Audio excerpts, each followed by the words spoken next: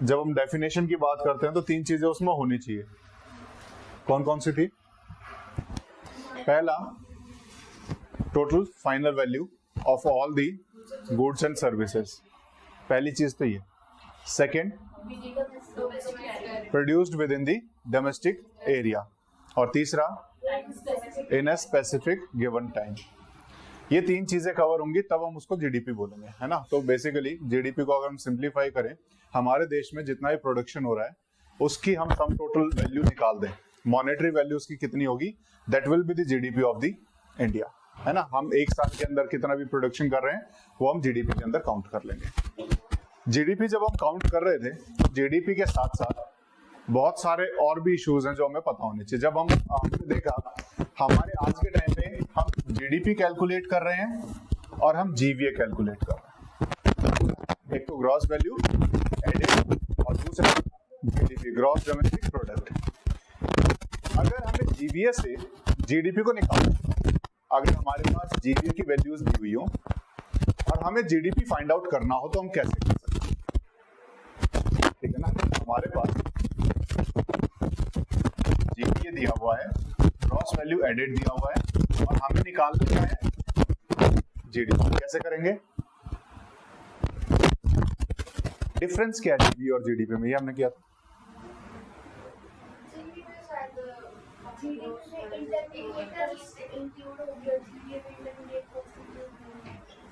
वो तो उसका टेक्निकल हम कहेंगे, वो तो आएगा उसमें, ठीक है।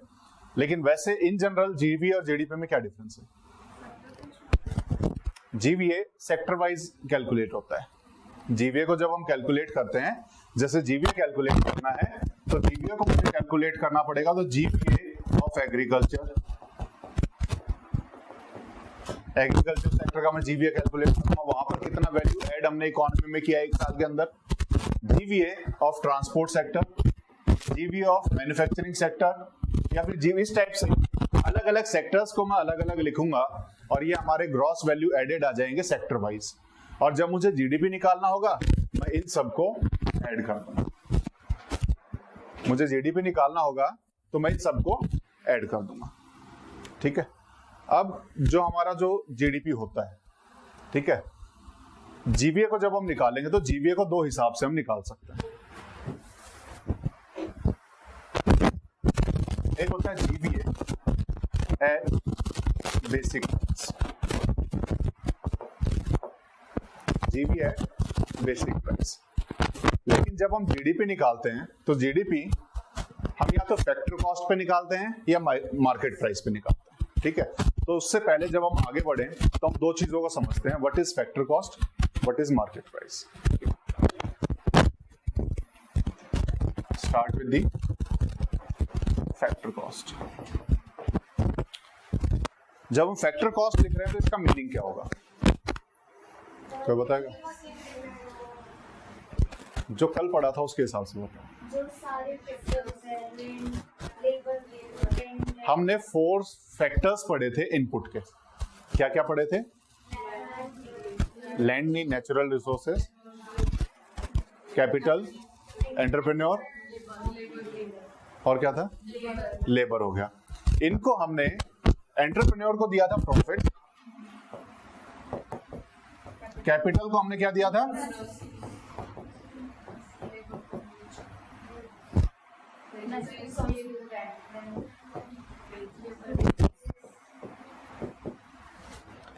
हम जब फैक्टर इनपुट्स की बात कर रहे हैं तो हमारे पास 4 फैक्टर्स ऑफ इनपुट हैं। उस इनपुट के बदले में हमें कुछ चीजें मिलती हैं, उन फैक्टर्स को उसके बदले में कुछ चीजें मिलेंगी। जब इनको कैलकुलेट करेंगे तो this is the factor cost. This is the factor cost कि फैक्टर को क्या कॉस्टिंग पड़ रही है किसी भी प्रोडक्ट को बनाने में। जैसे मुझे पेन प्रोड्यूस करना है तो पेन प्रोडक्शन कंपनी में हमने सबसे पहले कुछ जमीन एक्वायर की होगी, उसका रेंट दे रहे होंगे, उसके बाद हमने वहां कुछ कैपिटल लगाया होगा, जैसे मशीनरी वगैरह खरीदी होगी, उसका हमें इंटरेस्ट देना पड़ रहा होगा। वहां पर हमने कुछ लेबर हायर की होगी जिसको वेजेस देने पड़ेंगे, और वहां पर जिसने वो फैक्ट्री लगाई है एंटरप्रेन्योर, उसको हम कुछ प्रॉफिट देंगे। तो ये सब फैक्टर्स हैं इनपुट के, उसके बदले में इनको ये सारी चीजें मिल रहे हैं और इनके आधार पर वो किस प्राइस पे अवेलेबल होगी उसको हम फैक्टर कॉस्ट बोल देंगे। किस प्राइस पे अवेलेबल होगी वो फैक्टर कॉस्ट कहलाई जाएगी। ठीक है, तो this will be factor cost. अगर मान लो ये पेन है, इसमें सभी फैक्टर कॉस्ट निकाल करके मैंने बोला कि मार्केट में इट इज मार्केट में नहीं, फैक्ट्री में it is available at ₹100। Factory से आउट हो रहा है तो किस रुपीस पे अवेलेबल होगा? ये ₹100 कहीं ना कहीं इन्हीं में डिस्ट्रीब्यूट हुए होंगे। ठीक है, ये जो हमने जीवीए निकाला, this is GVA at factor cost. ये क्या हुआ?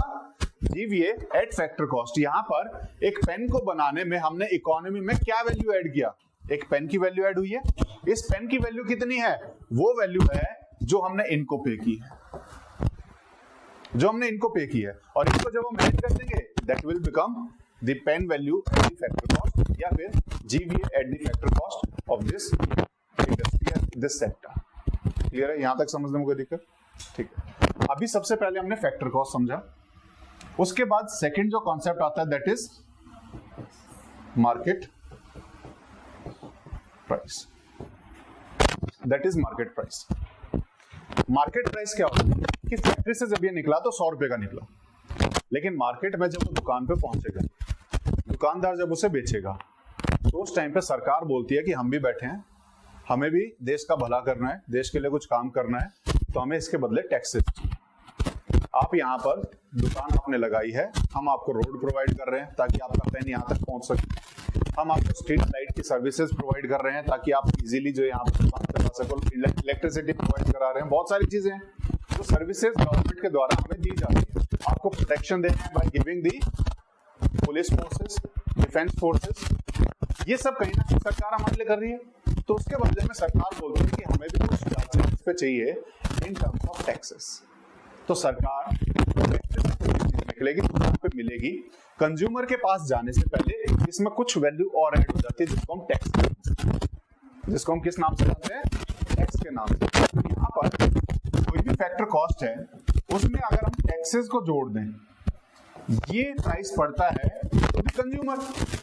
लेकिन बहुत सारी चीजें ऐसी हैं जो हमने थोड़े से कम रेट पे हम पब्लिक को प्रोवाइड कराते हैं, यानी उसको कहीं ना कहीं सरकार थोड़ा सा डिस्काउंटेड रेट पे पब्लिक को प्रोवाइड कराना चाहती है बाय गिविंग द सब्सिडीज। जैसे फर्टिलाइजर्स, जैसे एग्जांपल देखें, फर्टिलाइजर है, फर्टिलाइजर की market price is approximately 20 to 25 पर केजी, लेकिन उसको अगर फार्मर्स के पास जाएं तो वो हमें मिलती है 5 या 6 रुपीज पर केजी। तो बीच का जो प्राइस है वो कहां गया? वो बियर करती है गवर्नमेंट। कौन बियर करेगी? लेकिन मार्केट में तो प्राइस गया ही नहीं, मार्केट में वो प्राइस गया ही नहीं, कंज्यूमर को तो वो प्राइस पड़ा ही नहीं। जब हम मार्केट प्राइस की बात करें तो वो प्राइस है जो कंज्यूमर को देना पड़ रहा है। तो प्लस टैक्सेस तो हो गया, अगर कोई सब्सिडीज हैं तो वो माइनस करना पड़ेगा। इसमें से we will subtract the subsidies, तो दिस विल बिकम प्राइस। अगर हमें किसी भी फैक्टर कॉस्ट से मार्केट प्राइस निकालना है तो हम पहले तो उसमें टैक्सेस ऐड करेंगे और उसके बाद उसमें से सब्सिडीज माइनस कर देंगे। यहां तक समझने में कोई दिक्कत? ठीक है, अभी जीवीए से हमें जीडीपी पे जाना था। GVA at factor cost, GVA at factor cost हमारे पास आ जाएगा। हमने सभी सेक्टर्स का जो भी उन्होंने वैल्यू ऐड किया है, जितना भी उसका फैक्टर कॉस्ट होगा वो हम निकाल लेंगे, ये इजी है, इसमें कुछ नहीं है। लेकिन जब हम इसको जीडीपी में कन्वर्ट करना चाहेंगे तो हमें जीवीए एट बेसिक प्राइसेस चाहिए, यानी एक्चुअल में फैक्टर से, वो फैक्ट्री से किस प्राइस पे बाहर आ रहा है। कोई भी चीज फैक्ट्री से फैक्टर कॉस्ट पे बाहर नहीं आती, उसके अलावा बहुत सारी चीजें जो उसमें ऐड होती हैं, जिसको हम प्रोडक्शन टैक्सेस के नाम से जानते हैं, जिसको हम किस नाम से जानेंगे? तो यहां पर हमें एक्चुअल में जो निकालना है that is GVA eight basic price. ये बेसिक प्राइस हमें पता होना चाहिए जो एक्चुअल में फैक्टर कॉस्ट से आगे होकर के फैक्ट्री से बाहर निकलती है। बेसिकली कोई भी चीज फैक्ट्री में बनी वो फैक्टर कॉस्ट पे बनेगी, लेकिन फैक्ट्री से बाहर निकालना है तो उसमें कुछ टैक्सेस जुड़ जाते हैं। वो टैक्स प्रोडक्ट के ऊपर नहीं लगते, वो टैक्सेस प्रोडक्शन के ऊपर लगते हैं। वो टैक्सेस किसके ऊपर लग रहे हैं? प्रोडक्शन के ऊपर। तो यहां पर GVA at factor cost plus production taxes minus production subsidies.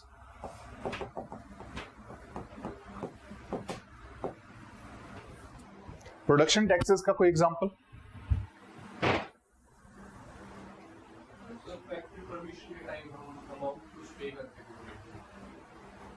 हाँ, हो सकता है, बिल्कुल। जो फैक्ट्री जब परमिशन ली जाती है, जब उस टाइम पे जो हम टैक्सेस दे रहे हैं, या फिर जो हमने लैंड एक्वायर किया उसके ऊपर जो हम टैक्स दे रहे हैं, प्रॉपर्टी टैक्स दे रहे हैं, ये सब प्रोडक्शन टैक्सेस हैं। ये सब क्या हो जाएंगे?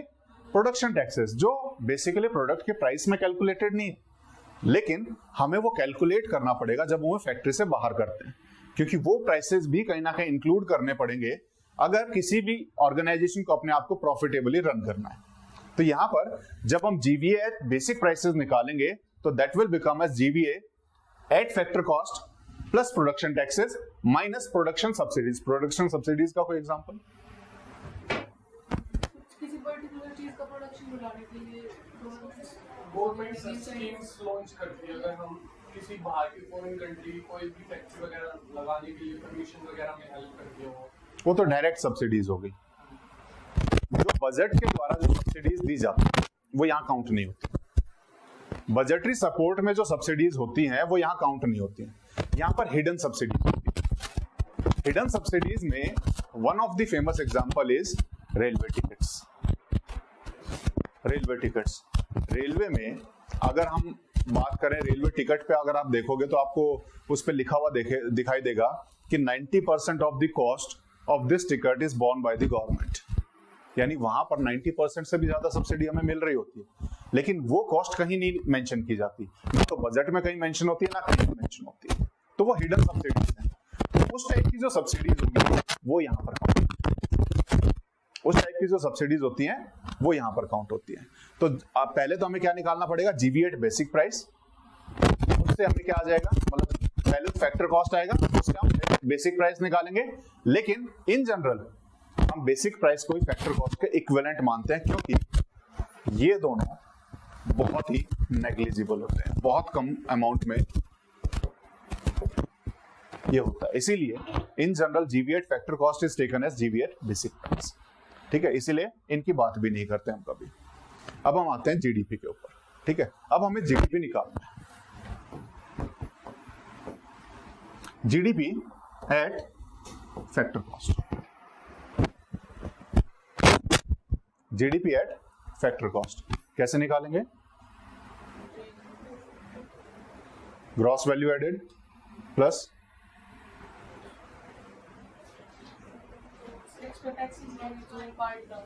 टैक्स वाला तो मार्केट प्राइस में आएगा।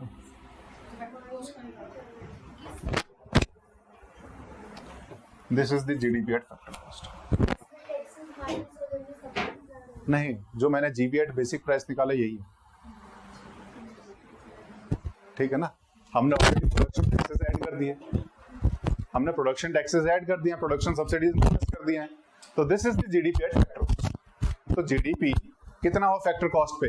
जो भी हमारे प्रोडक्शन में प्राइसेस लगे हैं, उसको टैक्सेस लगे हैं, जो सब्सिडीज मिली है, प्रोडक्शन का हमारा कंप्लीट होगा प्रोसीजर। तो that is GDP at factor cost. Next is GDP at market price. Next क्या आएगा? GDP at market price. GDP at market price को कैलकुलेट करने के लिए अभी हमने देखा था कि जीडीपी एट फैक्टर कॉस्ट हमारे पास अवेलेबल है। हम क्या ऐड करेंगे? अभी थोड़ी देर पहले किया था, माइनस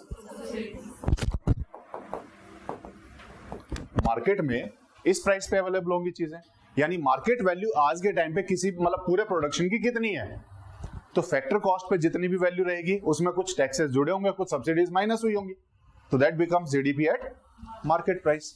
ठीक है, जब हम जीडीपी की बात करते हैं ऑल ओवर, अगर हम इंडिया की बात करें तो जीडीपी की जब हम बात करेंगे, इंडिया में पहले फैक्टर कॉस्ट पे जीडीपी को कैलकुलेट किया जाता था।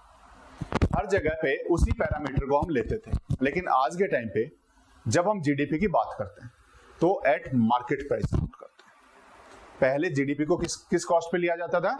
फैक्टर कॉस्ट पे, लेकिन 2015 से हमने उस मेथोडोलॉजी को चेंज किया और हमने शिफ्ट कर दिया कि हम फैक्टर कॉस्ट काउंट नहीं करेंगे, we will shift to the market prices. तो आज के टाइम पे जो जीडीपी फिगर्स हमारे पास अवेलेबल होते हैं, those are GDP at market prices. क्यों किया?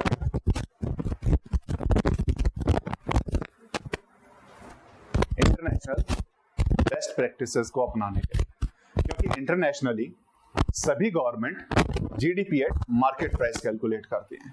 अगर हमें इंटरनेशनली दूसरे कंट्री से कंपेयर करना है तो यहाँ पर भी हम मार्केट प्राइसेस से कंपेयर करेंगे।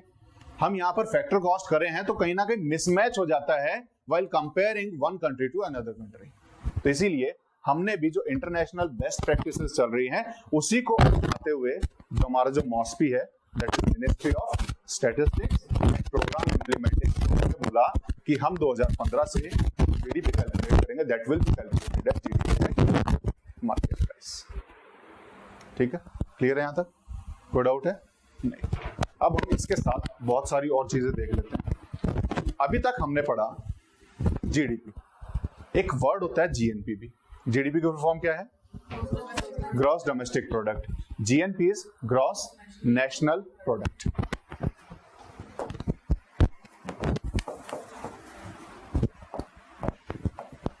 ठीक है, हम ये जीएनपी भी कैलकुलेट करते हैं। ये जीएनपी क्या है अभी देखते हैं। सबसे पहले तो इसके फुल फॉर्म,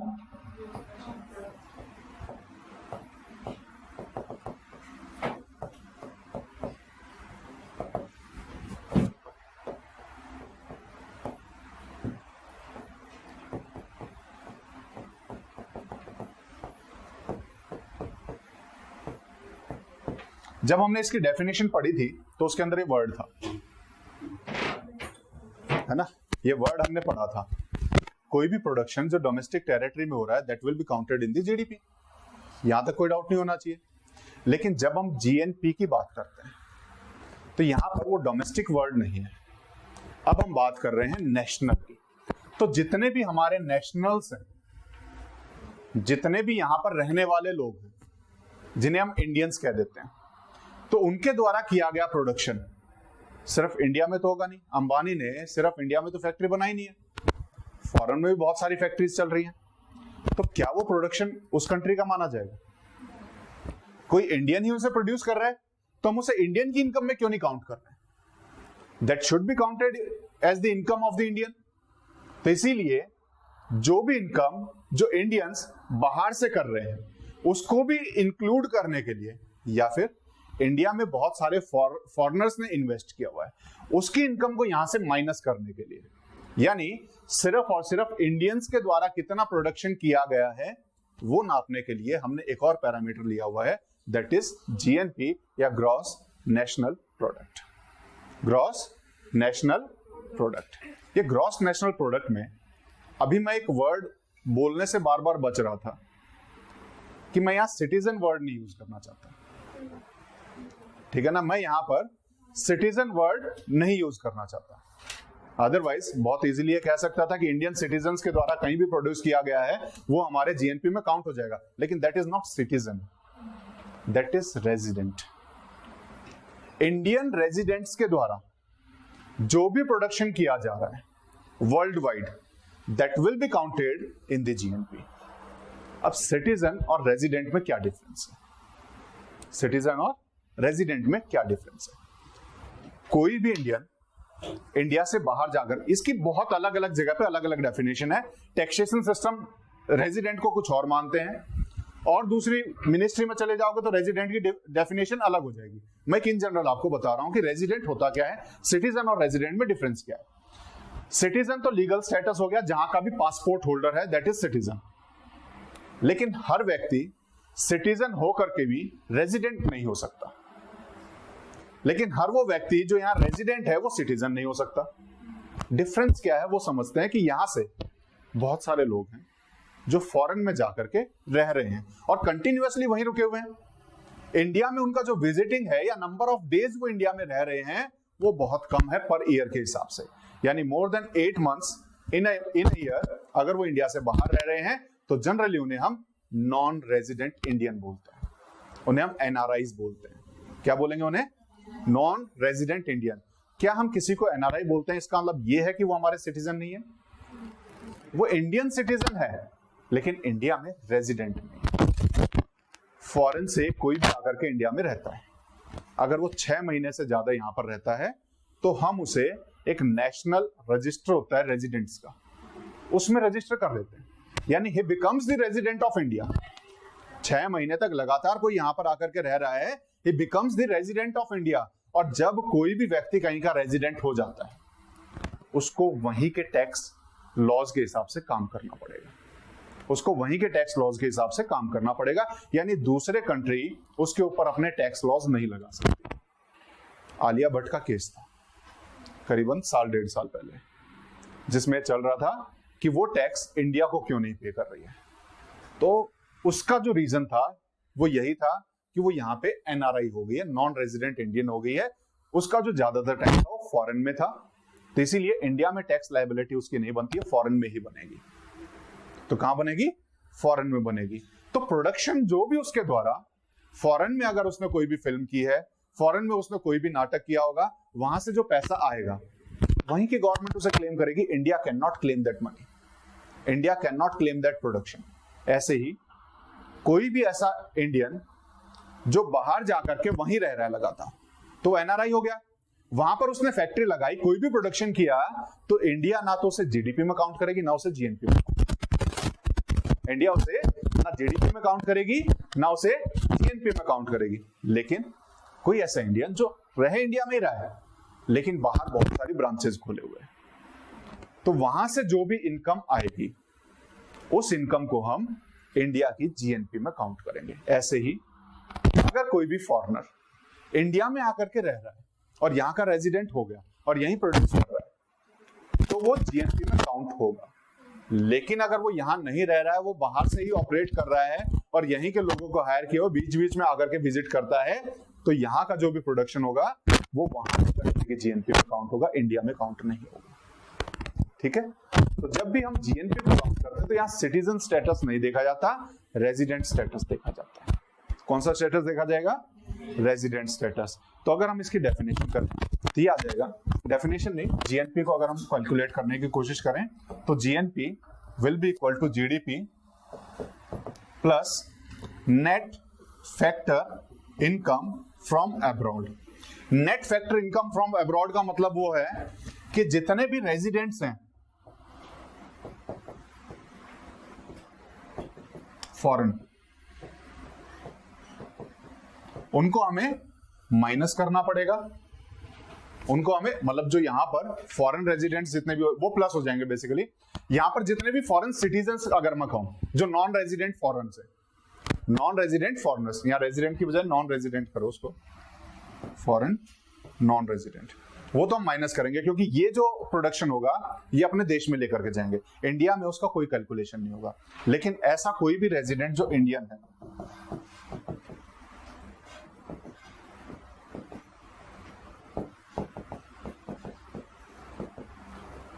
उसकी इनकम को हम यहां काउंट करेंगे। अब जब मैं बोल रहा हूं इनकम, ये कौन सी इनकम, तो यहां पर भी एक जो चीज हमें पता होनी चाहिए, दैट इज, ये जिस भी इनकम की बात कर रहा हूं, दैट इज फैक्टर इनकम। कौन सी इनकम की बात कर रहा हूं? या तो उसे प्रॉफिट के रूप में वो पैसे मिल रहे हो, या उसे वेजेस के रूप में वो पैसे मिल रहे हो, या तो इंटरेस्ट के ऊपर मिल रहे हो, या रेंट के रूप में मिल रहे हो, यानी फैक्टर इनकम होनी चाहिए। मान लो कोई भी व्यक्ति फॉरेन चला गया, अब वो वहां का रेजिडेंट हो गया, वहां उसने प्रोडक्शन किया, और प्रोडक्शन करने के बाद जो भी प्रॉफिट हुआ, जो भी वेजेस मिले, जो भी इंटरेस्ट मिला, वो पैसा उसने इंडिया में दे दिया, तो क्या वो इंडिया के जीएनपी में काउंट नहीं होना चाहिए? हम एग्जांपल लेते हैं, कोई भी ए व्यक्ति है, अब ये फॉरेन रेजिडेंट हो गया, क्या हो गया? फॉरेन रेजिडेंट, लेकिन ये है ये इंडियन सिटीजन, फॉरेन की जमीन में है,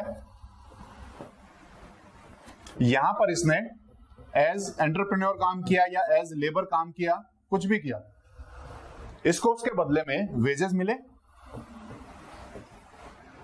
पहली बात, ये वेजेस इंडिया के जीएनपी में काउंट होंगे कि नहीं होंगे? ये बाहर फॉरेन की कंट्री है, दिस इज फॉरेन, ये वेजेस हमारे इंडिया के जीएनपी में काउंट नहीं होंगे, लेकिन इसके घर वाले तो इंडिया में ही रह रहे हैं। इसके जो घर वाले होंगे वो कहां रह रहे हैं? इंडिया में। अब हम इंडिया की बात करते हैं। इसने इन वेजेस को यहां ट्रांसफर कर दिया to his family in India. तो क्या अब ये जो पैसा आया ये हमारे जीएनपी में काउंट होगा या नहीं? नहीं। This is not a factor income. This is not a factor income. ये रेमिटेंसेस हैं, ये ट्रांसफर पेमेंट्स हैं। This is called as remittance और ट्रांसफर पेमेंट। ठीक है, तो this will not be counted while calculating the GNP. ठीक है, तो ये नोट करके इसमें अलग से लिख लेना, ट्रांसफर पेमेंट्स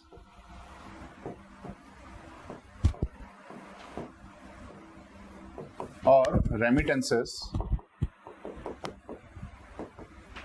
आर नॉट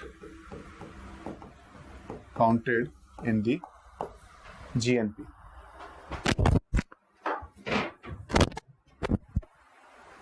क्या हुआ?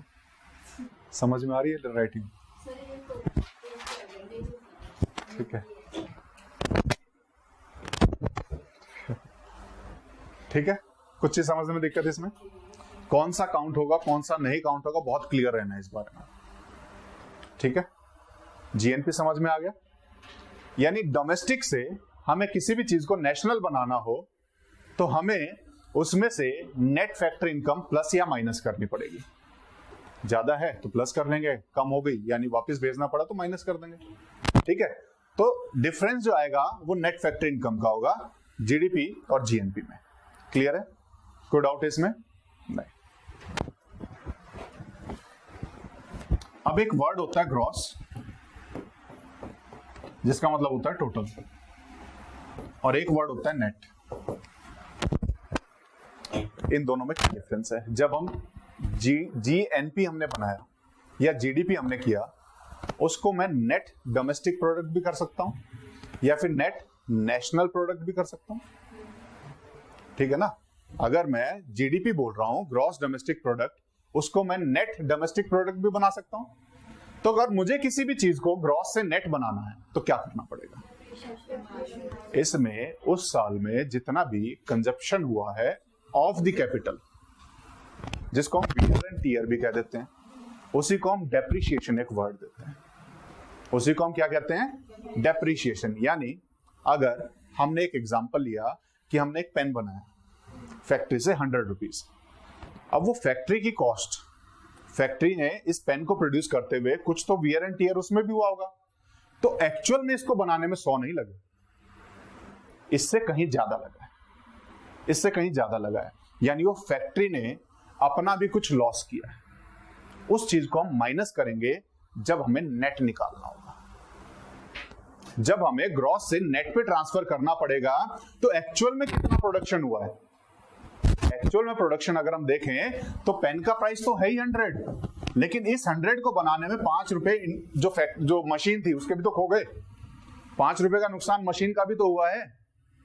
तो ग्रॉस से नेट में जाऊंगा तो मुझे उस मशीन की कैलकुलेशन भी करनी पड़ेगी कि कितना नुकसान हमने झेला है इसमें। तो ग्रॉस से नेट में जाएंगे तो मुझे डेप्रिशिएशन माइनस करना पड़ेगा।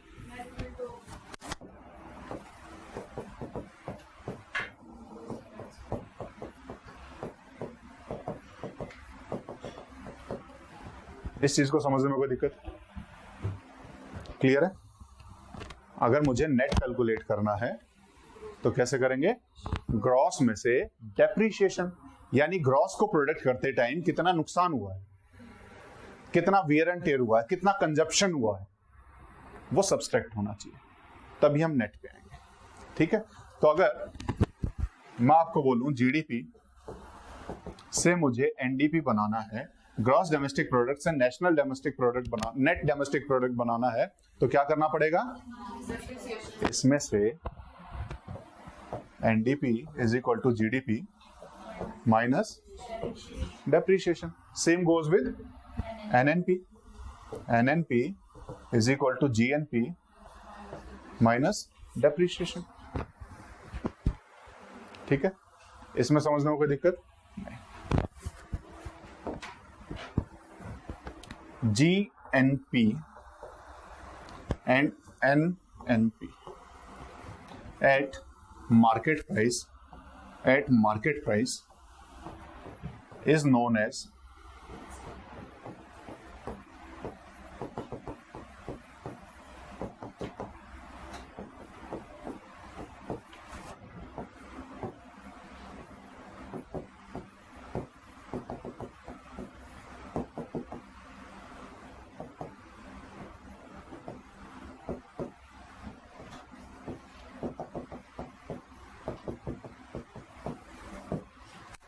जब हम नेशनल इनकम की बात करते हैं तो national income actually NNP eight market price.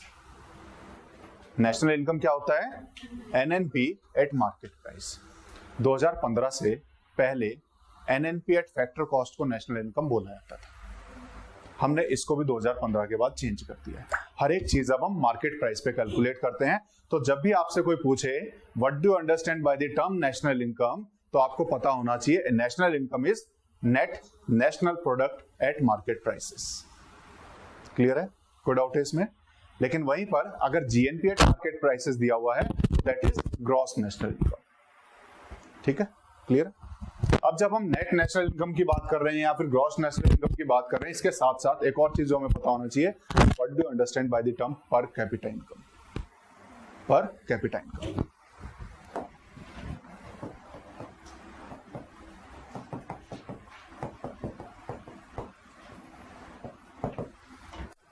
क्या होता है? पर कैपिटा पर पर्सन इनकम, है ना? यानी यहां पर किससे किससे देखेंगे हम? जीडीपी से, जीएनपी से, एनएनपी से, किससे देखना हमें? जीडीपी से। जब हम पर कैपिटा इनकम की बात करते हैं तो ये जीडीपी पे कैलकुलेट होता है। तो this is GDP at market prices divided by the population of India. The population of India. ठीक है, तो जब भी हमें पर कैपिटा इनकम निकालनी है तो जीडीपी को हम किससे काउंट करेंगे? पॉपुलेशन से, है ना? पॉपुलेशन कितनी है उसके हिसाब से पर कैपिटा। मान लो इसको हमने देखा था इनइक्वालिटी को नापते टाइम। एक घर जिसमें टोटल 5 रहते हैं और एक सरकारी नौकरी पे जो कमा रहा है 40,000 पर महीने। ठीक है, एक घर में 5 लोग हैं लेकिन वहां पर एक ही है कमाने वाला। लेकिन एक घर जिसमें 2 सरकारी नौकरी लगे हुए हैं,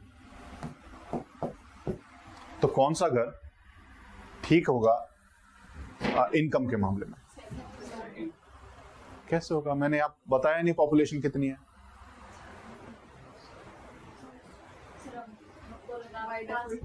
नहीं, मैंने लिखा नहीं ना उसको। बिना ये पता किए कि ये इनकम कितने लोगों पे खर्च होने वाली है, आप कैसे 2 चीजों को कंपेयर कर सकते हो? तो यहां पर आपको सबसे पहली चीज ये पता होना चाहिए इस घर में सदस्य कितने हैं। तो कौन सा family will be well of, इसको पता करने के लिए हमें वहां की पॉपुलेशन साइज पता होनी चाहिए। तो बेशक से जिसको हमने परसों वाली क्लास में या इससे एक छोड़ के पिछली क्लास में हमने देखा था कि जीडीपी के मामले में India comes at 5th place in the world. अगर हम पीपीपी टर्म्स में बात करें, परचेजिंग पावर पैरिटी की टर्म्स में बात करें, तो India comes at 3rd place. लेकिन हम वर्ल्ड में 3rd और 5th की बात कर रहे हैं, यानी हम बहुत अमीर होने चाहिए। लेकिन क्योंकि इंडिया की पॉपुलेशन सबसे ज्यादा है तो इसीलिए हम लोअर मिडिल इनकम कंट्रीज में काउंट होते हैं। We are not developed country. ठीक है, तो हम किस कंट्री में काउंट होते हैं? Lower middle income countries. ठीक है, क्लियर है? पर कैपिटा नेशनल इनकम की जब हम बात करते हैं तब एनएनपी को हम डिवाइड करेंगे किससे? पॉपुलेशन से। ठीक है ना? नहीं, इंडिया के सिटीजन्स वाली पॉपुलेशन। एनआरआईज को हटा, एनआरआईज तो इंक्लूड होंगे, फॉरेनर्स को हटा करके इंडियन सिटीजन ओनली, क्योंकि पॉपुलेशन हम इंडियन सिटीजन की काउंट करते हैं। रेजिडेंट्स की काउंट नहीं करते कभी भी, है ना। हम यहाँ पर हमेशा जो एनआरआईज हैं वो इंडियंस ही माने जाते हैं, तो इसीलिए पॉपुलेशन में सिर्फ इंडियन सिटीजन काउंट होंगे। आने तो कोई बात नहीं, वो प्रोडक्शन कहाँ कर रहे हैं, इंडिया में कर रहे हैं, एम्प्लॉयमेंट किसको दे रहे हैं, इंडियंस को दे रहे हैं, तो यहीं की इनकम मानेंगे हम उसे, ठीक है ना। वो डिस्ट्रीब्यूट किस में होगी, इंडियंस में होगी, ठीक है ना। तो इसीलिए यहाँ पर सभी इंडियन सिटीजन्स को हम काउंट करते हैं। क्लियर है?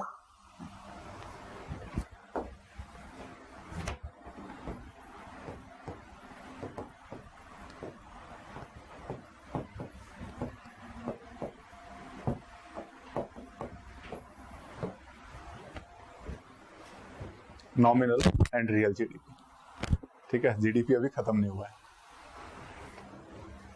ठीक है। अभी हम बात करेंगे नॉमिनल जीडीपी क्या होता है और रियल जीडीपी क्या होता है, ठीक है।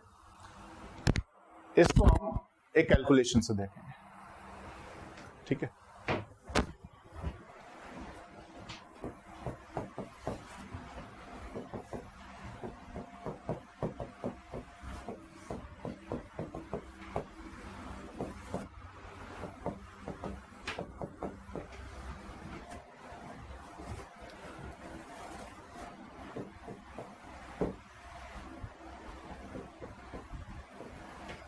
मान लो मार्केट में हम सिर्फ दो ही चीजें प्रोड्यूस कर रहे हैं, एक पेन प्रोड्यूस कर रहे हैं और एक कॉपी प्रोड्यूस कर रहे हैं, ठीक है। उनकी अगर मुझे 2015 में या 2015-16 में मुझे जीडीपी कैलकुलेट करनी हो, तो कैसे कैलकुलेट करेंगे, कितना प्रोडक्शन हुआ है, उनका क्या प्राइस है। जीडीपी क्या है, टोटल फाइनल वैल्यू, यानी मॉनेटरी टर्म्स में जो प्रोडक्शन हुआ है उसको हम जीडीपी बोलते हैं, ठीक है। तो यहाँ पर हम बेसिकली दो चीजें हमें पता होनी चाहिए, कितनी क्वांटिटी में हमने पेन को प्रोड्यूस किया है, उसका प्राइस क्या था, कितनी क्वांटिटी में हमने कॉपी को प्रोड्यूस किया है और उसका प्राइस क्या था। दो ही चीजें पता होनी चाहिए ना, इसको हम कैलकुलेट कर लेते हैं। मान लो हमने टोटल 10 पेन यहां पर प्रोड्यूस किए और हर एक पेन का प्राइस हमने इस साल 10 रुपए रखा। ऐसे ही मान लो हमने 10 या 5 कॉपी रख लो और हर एक कॉपी का प्राइस कितना रखें, 20 रख देते हैं, सिंपल। हमारा जीडीपी कितना आ जाएगा, What will be the GDP in the 2015-16? Total production, है ना, उसकी वैल्यू कितनी है, एक साल में हमने इतना ही प्रोड्यूस किया है, तो 100 रुपीज की वैल्यू तो यहां प्रोड्यूस की है, 100 रुपीज की वैल्यू यहां प्रोड्यूस की है, total GDP will be 200.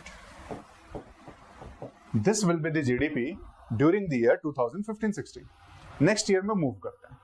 Next year में हमने प्रोडक्शन थोड़ा सा बढ़ा दिया, हमने प्रोडक्शन को थोड़ा सा बढ़ा दिया, हमने अब पेन जो है उस साल 12 प्रोड्यूस किए, प्राइस भी हमने थोड़े से बढ़ा दिए, इन्फ्लेशन यहां पर था, हमने प्राइसेस थोड़े से बढ़ा दिए और प्राइसेस अब 10 की बजाय ये 11 या 12 जितना भी रखना चाहो, 11, 12 में कर रहे हैं, ठीक है। सेम कॉपी मान लो पहले 5 प्रोड्यूस कर रहे थे, अब हम 10 कर रहे हैं, और किस प्राइस पे प्रोड्यूस कर रहे हैं, 25 के हिसाब से लगा लो, इतना इन्फ्लेशन हो गया साल में, ठीक है। अब हम इसमें जीडीपी कितना होगा इस साल में, 144 और 250 कितना हो जाएगा, 394 बिलियन जीडीपी, यही होगा, ठीक है। इस ईयर में आ जाओ, इस ईयर में मान लो आपने पेन का प्रोडक्शन नहीं बढ़ाया लेकिन प्राइस बढ़ गए, है ना, प्राइस बिकम्स 15। यहां पर कॉपी का प्रोडक्शन भी नहीं बढ़ा लेकिन प्राइस बढ़ा दी, कितना हुआ, 180 और 300, जीडीपी बढ़ गया, प्रोडक्शन तो बढ़ा ही नहीं था। हमारा प्रोडक्शन नहीं बढ़ा, प्रोडक्शन रिमेन सेम, लेकिन जीडीपी बढ़ गया, क्योंकि यहां पर हम प्राइस को भी कैलकुलेट कर रहे हैं। ये जो हम कैलकुलेट कर रहे हैं, ये हम कर रहे हैं नॉमिनल जीडीपी को कैलकुलेट कर रहे हैं, जहां पर इसको हम दूसरे नाम से भी बोलते हैं, that is GDP at current prices.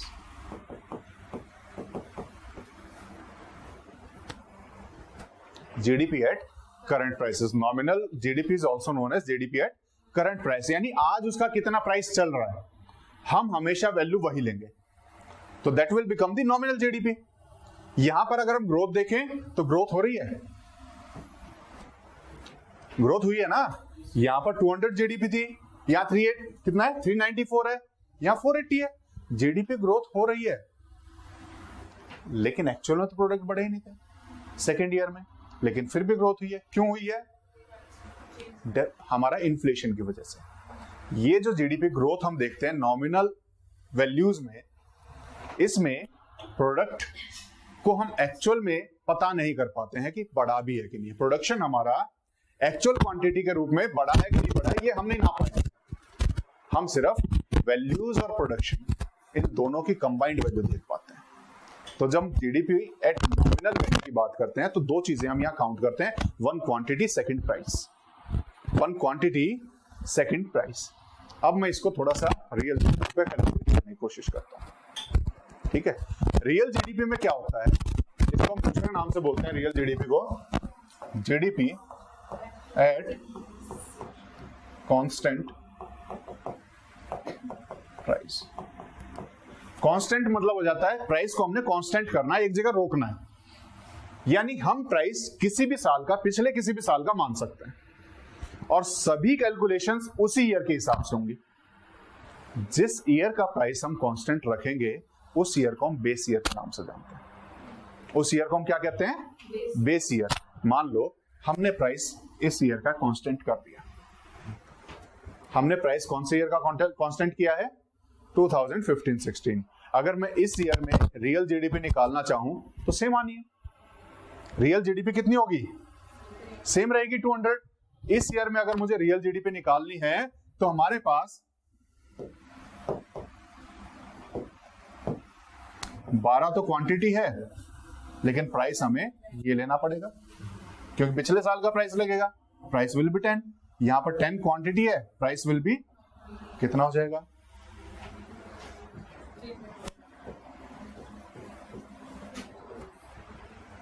320। Real GDP, this is the real GDP. अब नेक्स्ट ईयर में मूव करते हैं। नेक्स्ट ईयर में कितना आएगा? क्योंकि प्रोडक्शन तो बढ़ा ही नहीं था, तो जब हम कभी भी अखबार में जीडीपी ग्रोथ के जो वैल्यूज देखते हैं वो generally real GDP growth values होती है, क्योंकि रियल जीडीपी सिर्फ क्वांटिटी को मेजर करता है, वो प्राइसेस को मेजर नहीं करता है। रियल जीडीपी किसको मेजर करेगा? क्वांटिटीज को मेजर करता है, प्राइसेस को मेजर नहीं करता है। Change in price is not measured in the real GDP. Change in price nominal GDP में मेजर किया जाता है। तो दोनों के अंदर मेजर डिफरेंसेस, जब हम नॉमिनल जीडीपी की बात करते हैं उसके अंदर इन्फ्लेशन इंक्लूडेड होता है, उसके अंदर प्राइस में जो आया हुआ चेंज है वो इंक्लूडेड होता है, उसके साथ साथ क्वांटिटी में जो आया हुआ चेंज है वो भी इंक्लूड होता है। लेकिन जब हम रियल जीडीपी की बात करते हैं वहां पर सिर्फ और सिर्फ क्वांटिटी में आया हुआ चेंज मेजर करते हैं, प्राइस कांस्टेंट रहता है। तो एक्चुअल प्रोडक्शन हमें देखना है, देश में बढ़ा है कि नहीं बढ़ा है, तो हमें कौन सी वैल्यूज देखनी चाहिए? रियल जीडीपी की वैल्यूज देखनी चाहिए। उससे हमें पता लगता है कि एक्चुअल में हमारे देश में कोई प्रोडक्शन इंक्रीज हुआ भी है या नहीं हुआ है, या सिर्फ हम इन्फ्लेटेड वैल्यूज को लेने की कोशिश कर रहे हैं। ठीक है, तो जब भी हम ग्रोथ को मेजर करेंगे, ग्रोथ हमेशा रियल जीडीपी में कैलकुलेट होती है। यहां तक समझने में कोई दिक्कत? तो यहां पर आपको जो क्लैरिटी होनी चाहिए इसमें, जीडीपी नॉमिनल, या फिर इसको हम बोलेंगे current prices, eight current prices it measures price plus quantity both. लेकिन अगर मैं जीडीपी इसको मैं रियल टर्म्स में देखूं या फिर कांस्टेंट प्राइसेस में देखूं, it measures only the quantity, it measures only the quantity. तो एक्चुअल ग्रोथ का हमें पता लगता है। इन दोनों के अंदर जो डिफरेंस है वो डिफरेंस है इन्फ्लेशन का। इन दोनों के अंदर जो डिफरेंस है वो क्या है? इन्फ्लेशन का डिफरेंस है। ठीक है, और इसीलिए हम एक वर्ड यहां पर यूज करते हैं जिसको हम बोलते हैं जीडीपी डिफ्लेटर।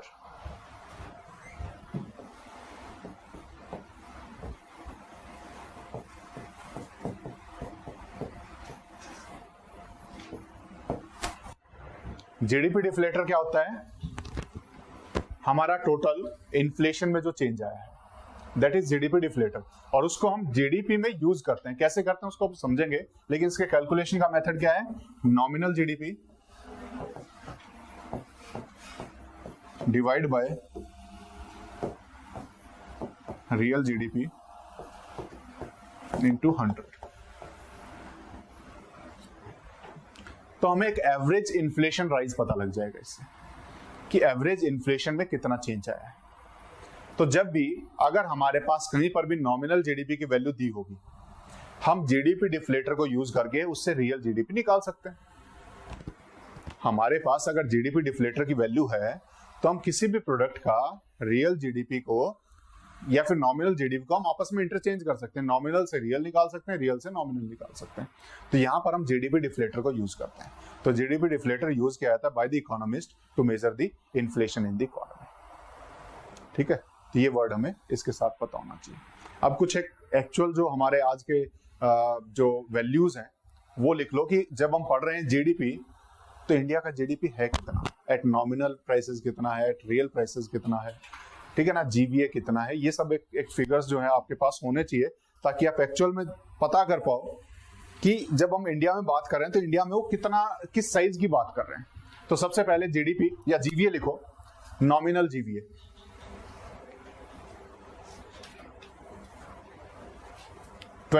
एस्टिमेटेड, ये जो भी मैं आपको एस्टिमेट्स दे रहा हूं, दीज आर एस्टिमेट्स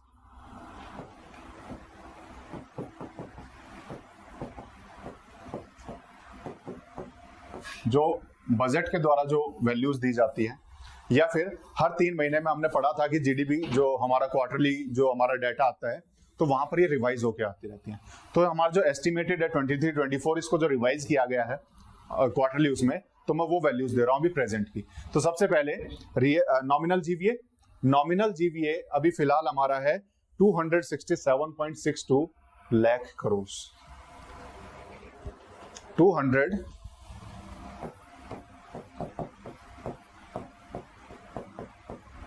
ये जितनी भी वैल्यू बोलूंगा वो सब लाख करोड़ में। This is nominal GVA, gross value added. ठीक है ना, GVA basic price factor cost भूल जाओ, वो सिर्फ एकेडमिक्स के यूज का है। आपको सिर्फ जीवीए और जीडीपी पता होना चाहिए, दोनों लगभग सेम है। जब मैं सभी जीवीए को मिक्स कर दूं तो जीडीपी बन जाता है। फैक्टर प्राइस पे है, बेसिक प्राइस पे है, कोई नहीं पूछने वाला। वो बस आपको एक बेसिक अंडरस्टैंडिंग के लिए पता होना चाहिए दोनों में डिफरेंस क्या है, अदरवाइज उसका यूज कहीं नहीं। ठीक है, तो अभी सिर्फ जीवीए, टोटल जीवीए को हम जीडीपी से काउंट करते हैं। तो जीवीए, नॉमिनल जीवीए कितना है? 267 जब हम इसमें जीडीपी हमें निकालना, यानी प्रोडक्शन टैक्सेस और वो सब मिला करके, तो हमारा जो नॉमिनल जीडीपी है that is 295.36 lakh crore.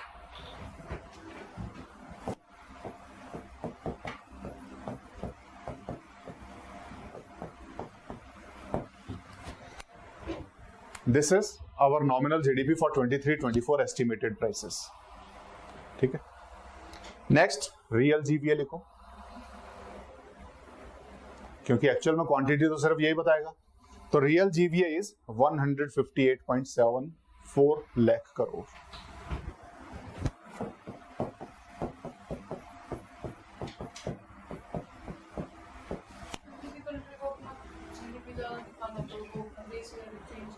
Base year change कर दो। बेस ईयर चेंज हमने किया था अभी जो हमारा, हाँ ये एक मिस जो हुआ पॉइंट, दैट इज हमने जो हमारा बेस ईयर रखा हुआ है 2015 में हमने रिवाइज किया था 2011-12 में। हमारा अभी जो फिलहाल बेस ईयर चल रहा है रियल जीडीपी कैलकुलेट करने के लिए, दैट इज 2011-12। तो कांस्टेंट प्राइसेस हम 2011-12 में जो प्राइसेस थे उसके हिसाब से रियल जीडीपी कैलकुलेट करते हैं। जैसे ही ये बेस ईयर चेंज होगा ऑटोमेटिकली रियल जीडीपी के वैल्यूज अप हो जाएंगे। हमने अभी चेंज क्यों नहीं किया? वैसे इन जनरल 5-6 साल में इसको चेंज करना चाहिए ताकि एक्चुअल रियल जीडीपी के फिगर्स हमें पता रखते हैं। ये तो बहुत ही अंडर वैल्यूड फिगर्स हैं, क्योंकि 2011-12 में बहुत कम प्राइसेस होते थे चीजों के, अंडर वैल्यूड होते चीजों का प्राइसेस। लेकिन इस बीच में हमें ऐसा कोई स्टेबल ईयर नहीं मिलता है जिस टाइम पे प्राइसेस नॉर्मल रहेगा, इसलिए हम इसको चेंज नहीं कर पाए। रिसेंटली गवर्नमेंट आपको सबसे पहले डिमोनेटाइजेशन कर दिया, उसके बाद जीएसटी आ गया, उसके बाद कोरोना आ गया। नॉर्मल ईयर आएगी कभी, जब नॉर्मल प्राइसेस नॉर्मल हो पाए, स्टेबल हो पाए, जब तक वो स्टेबिलिटी वाला ईयर नहीं आएगा तब तक हम इसको चेंज नहीं कर पाएंगे। अगर हमने चेंज कर दिया तो हम हमेशा वो इन्फ्लेटेड प्राइस या फिर कम प्राइसेस के हिसाब से अपने आप को कंपेयर करते रहेंगे। जब भी हमें एक बेस ईयर चूज करना हो तो उसके लिए इंपॉर्टेंट कंडीशन इज कि वो ईयर नॉर्मल होना चाहिए, नॉर्मल प्रोडक्शन होना चाहिए, नॉर्मल प्राइसेस होने चाहिए, बहुत ज्यादा इन्फ्लेशन ना हो, बहुत कम इन्फ्लेशन ना हो। ये सब चीजें जिस ईयर में मैच करेंगी हम उस ईयर को बेस ईयर में दोबारा रिवाइज करेंगे। अदरवाइज नॉर्मली 5-6 साल में इसको रिवाइज किया जाना चाहिए, लेकिन हमें ऐसा कोई मौका मिला नहीं अभी तक, इसीलिए हम उसको कर नहीं पाए। इसीलिए रियल जीडीपी के जो वैल्यूज देखोगे वो आपको बहुत कम दिखाई देंगे। ठीक है, तो रियल जीवीए अभी जो हमारा है 158.74 और नॉमिनल जीवीए 267। हाँ, वर्ल्ड में फिफ्थ पोजीशन पे आता है। जिन कंट्रीज के साथ हम कंपेयर कर रहे हैं उनका बेसिक अलग अलग हुआ सबका, ठीक है ना। अभी 2011-12 तो नहीं मिलेगा उनको, हम सिर्फ मार्केट प्राइसेस पे, हम करंट प्राइसेस पे कंपेयर कर रहे हैं। जीडीपी हम मार्केट प्राइसेस पे, करंट प्राइसेस पे कर रहे हैं। रियल को हम सिर्फ अपनी ग्रोथ मेजर करने के लिए चेक करते हैं, अदरवाइज जितनी भी इकोनॉमीज है कंपेयर करने के लिए करंट प्राइसेस पे किया जाता है, वहां पर बेस ईयर का कोई ज्यादा फर्क पड़ता नहीं है। ठीक है, रियल जीडीपी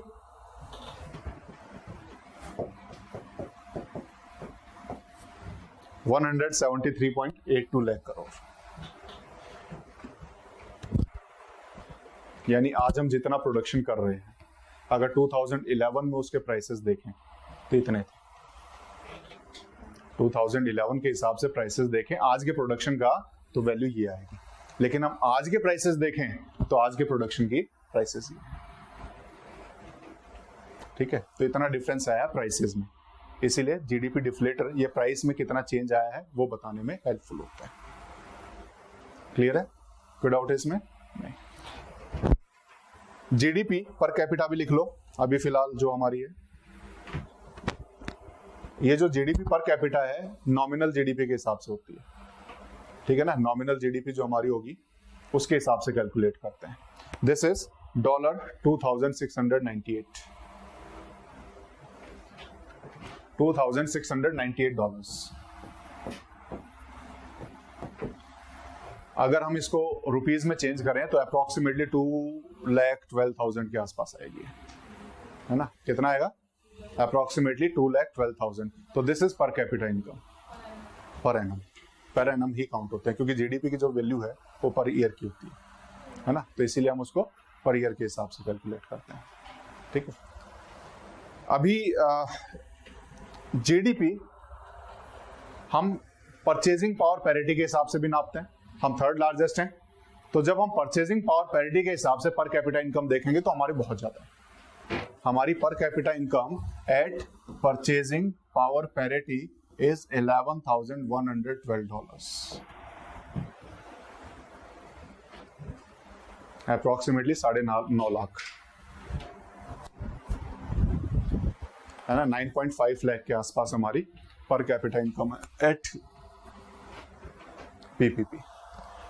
ठीक है, यानी इंडिया में सामान सस्ता है, हम कह सकते हैं ना। इंडिया में अगर हम परचेज करने जाएं, यानी कि इस वैल्यू को 2.5 लाख को बाहर लेकर के जाएं तो उसकी वैल्यू कुछ नहीं होगी। बाहर हमें 9.5 लाख लेके जाने पड़ेंगे तब जाकर के वो आज की हमारे यहाँ की 2.5 लाख के बराबर आएंगे, है ना। तो कहीं ना कहीं जब परचेज करें दो मार्केट्स को, this is purchasing power parity, तो ये वैल्यू आती है।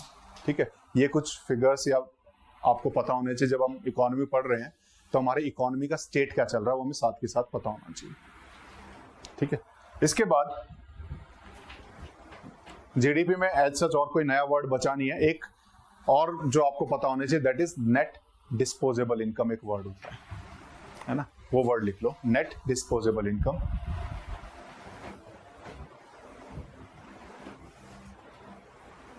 क्योंकि हमने एक चीज छोड़ी थी जब हम NFIA काउंट कर रहे थे, जब हम GNP काउंट कर रहे थे, तो मैंने बोला था कि इसके अंदर रेमिटेंसेस और ट्रांसफर पेमेंट कैलकुलेट नहीं होती है।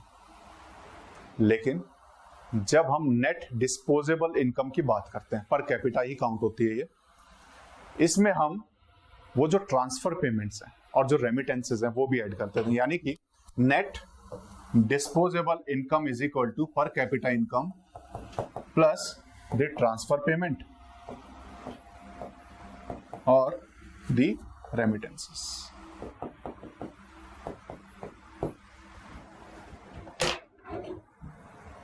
ठीक है, यानी जीडीपी में जब हम इसको भी ऐड कर देंगे तो हमारे पास एक्चुअल में डिस्पोज करने के लिए यही इनकम है ना। अगर हमारे पास एक फैमिली के पास कितनी है डिस्पोज करने के लिए इनकम, हमने तो सिर्फ फैक्ट्री इनकम काउंट किया हुआ GNP में, NNP में, सब चीज में। तो जब हम पर कैपिटा इनकम कर रहे हैं तो उसके अंदर सिर्फ फैक्ट्री इनकम है। फॉरेन से जो हमारे रिलेटिव्स हमारे पास पैसा भेज रहे हो तो हमने कैलकुलेट ही नहीं किया। डिस्पोजल के लिए हमारे पास खर्चने के लिए वो पैसा भी तो है, तो वो कैलकुलेट करते हैं जब हम कैलकुलेट करते हैं द नेट डिस्पोजेबल इनकम। ठीक है, तो नेट डिस्पोजेबल इनकम में हम कैलकुलेट करते हैं the remittances and the transfer payments. तो यहां पर इसका यूज आता है, otherwise in the GNP it is not counted. ठीक है, तो GDP इसके साथ खत्म होगा। अब हम GDP के कुछ इश्यूज देख लेते हैं, है ना। तो इश्यूज और the limitations of the GDP लिख लो।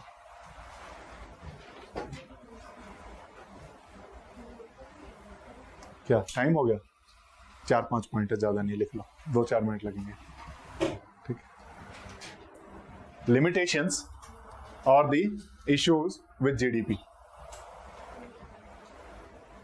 जब हम GDP कैलकुलेट कर रहे हैं तो जितनी भी नॉन मार्केट इकोनॉमी होती है, यानी जिसको हम मार्केट में सेल परचेज नहीं कर पाते हैं, अनपेड वर्क, वो हम काउंट करते ही नहीं।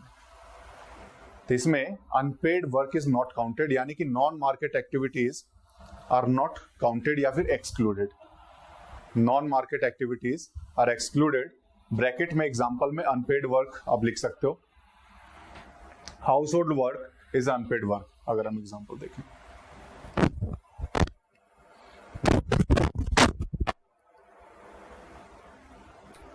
ठीक है, second point,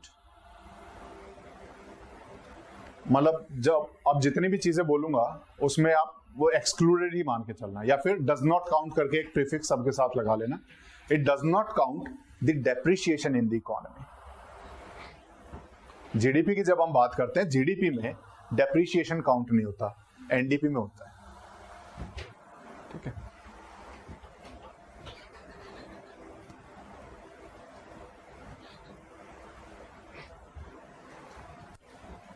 it does not count the negative externalities। ये क्या होता है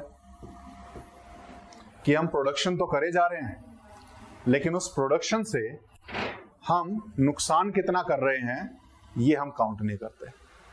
हमने सिगरेट का प्रोडक्शन किया, लेकिन हेल्थ में जो नुकसान हो रहा है उसके साथ वो काउंट नहीं होती। हम फॉरेस्ट को क्लियर कर रहे हैं नई लैंड को एक्वायर करने के लिए, या फिर फॉरेस्ट प्रोड्यूस को यूज करने के लिए, लेकिन डिफॉरेस्टेशन की वजह से एनवायरनमेंट को जो नुकसान हुआ वो हम काउंट नहीं करते। तो GDP के अंदर ये जितने भी नेगेटिव एक्सटर्नैलिटीज हैं ये सब हम काउंट नहीं करते। यानी ग्रोथ के चक्कर में हम इन सब चीजों को भूल जाते हैं। और इसीलिए जब हम एनवायरमेंटल ऑर्गेनाइजेशन पढ़ते हैं, उसके लिए सबसे पहले जिसने इन सब चीजों के ऊपर आवाज उठाई थी, साइलेंट स्प्रिंग नाम की एक बुक है। एनवायरमेंटल ऑर्गेनाइजेशंस का प्रीकर्सर इज साइलेंट स्प्रिंग, नाम लिख लो, book is important, by Rachel Carson.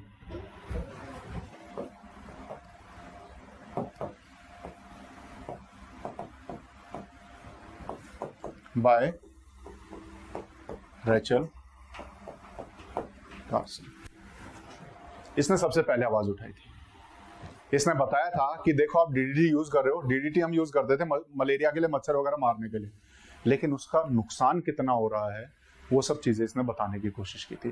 तो साइलेंट स्प्रिंग कहीं ना कहीं जितने भी हमारे आज के टाइम पे एनवायरमेंटल एक्टिविटीज चल रही हैं उसका प्रीकर्सर है, यानी आवाज उठाने में सबसे पहले अगर हम किसी का नाम लेते हैं तो इसका लेते हैं। उसके बाद फिर हम 1971 के जो कॉन्फ्रेंसेस हुई थी उसको काउंट करते हैं। ठीक है, स्टॉकहोम कॉन्फ्रेंस इसके बाद आएगी, उससे पहले 1960s में ये बुक आ चुकी थी। नेक्स्ट लिखो, it does not count the income inequality. हम पर कैपिटा इनकम कर रहे हैं, लेकिन पर कैपिटा इनकम में हमने बता दिया हर व्यक्ति की इनकम कितनी बताई, पर कैपिटा इनकम इतनी बता दी। क्या सब कमा रहे हैं इतने? नहीं, बहुत सारे हमारे देश में साल के 10 से 12 हजार भी नहीं कमा पाते। हम 2 लाख की बात कर रहे हैं, और ये सब किस लिए है? क्योंकि यहाँ पर इनकम इनइक्वालिटी बहुत ज्यादा है। कुछ लोगों के पास रिसोर्सेज कंसंट्रेटेड है, बहुत ज्यादा है, और मेजॉरिटी ऑफ द पॉपुलेशन के पास कोई रिसोर्सेज नहीं है। तो इनकम इनइक्वालिटी हम कभी भी जीडीपी में मेजर ही नहीं कर पाते। हम जीडीपी में हम सिर्फ साइज ऑफ इकोनॉमी बता सकते हैं, लेकिन कितने लोगों के पास कितनी इकोनॉमी का रिसोर्सेज अवेलेबल हैं ये यहाँ काउंट नहीं हो सकता। तो income inequality is not counted इन। ठीक है, तो ये भी इसका एक ड्रॉबैक है। तो जीडीपी से हम आगे चलेंगे, बहुत सारी चीजों को हम इंक्लूड करेंगे। HDI, जहां पर ह्यूमन डेवलपमेंट इंडेक्स हम बनाएंगे कि एक्चुअल में ह्यूमन डेवलपमेंट कितना हो रहा है किस देश में, है ना। हम MPI कैलकुलेट करते हैं, मल्टी डायमेंशनल पॉवर्टी इंडेक्स, कि कितने लोग पॉवर्टी के नीचे हैं, कि उनके पास कितने रिसोर्सेज हैं। ये अलग अलग इंडेक्सेस बाद में आए, है ना। क्या चीज? ग्रीन जीडीपी हम कह सकते हैं इसके अंदर एक, ठीक है ना, जो हमारा नेगेटिव एक्सटर्नैलिटीज को काउंटर करेगा। ठीक है, उसके बाद next is it does not count the leisure, the education और the health status of the economy. The leisure, the education और the health status of the economy नहीं बताता। ये सिर्फ इकोनॉमी में मॉनेटरी वैल्यू में बता देगा, लेकिन यहां पर लोगों के पास स्किल है कि नहीं ये तो बताता ही नहीं है। तो हमें हमारी इकोनॉमी में क्या चेंजेस लाने चाहिए, हम सिर्फ जीडीपी को देख करके उसके बारे में कोई अंदाजा नहीं लगा सकते। उसके अलावा हमें हमारी इकोनॉमी का एजुकेशन स्टेटस भी पता होना चाहिए, हेल्थ स्टेटस भी पता होना चाहिए, लोगों का सोशल एक्टिविटीज क्या है वो पता होनी चाहिए। बहुत सारी चीजें जो हमें मेजर करनी पड़ती हैं, लेकिन जीडीपी उन चीजों को मेजर नहीं करता है। ठीक है, next is it does not count the product quality. हमने सिर्फ प्रोडक्ट कितना किया, प्रोडक्शन कितना किया वो काउंट करते हैं, लेकिन जो प्रोडक्शन किया उसकी क्वालिटी क्या थी वो हम कभी मेजर नहीं करते। ठीक है, चाइना आगे, चाइना पीछे आ जाएगा। ठीक है, next is it gives the faulty international comparison.